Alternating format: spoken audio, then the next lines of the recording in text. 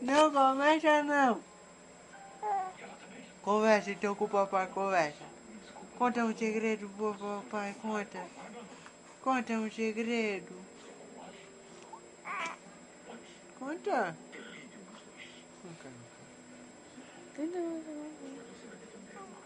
Ó.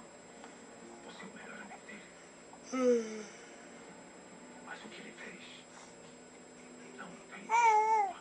Foi uma coincidência. Qual, Daniel?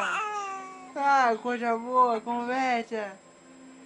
Conversa, minha coisa boa, conversa.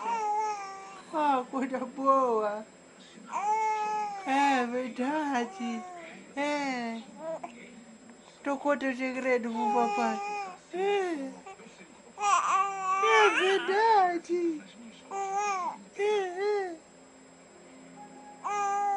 Ganhou um monte de sapatos do vovô, ganhou. É verdade, ganhou. Você gostou? Hã? Você gostou do sapato? Gostou das roupinhas que o vovô deu pra ela? É? Gostou? Gostou mesmo? Gostou? Hã? Fala pro papai, fala. Hã?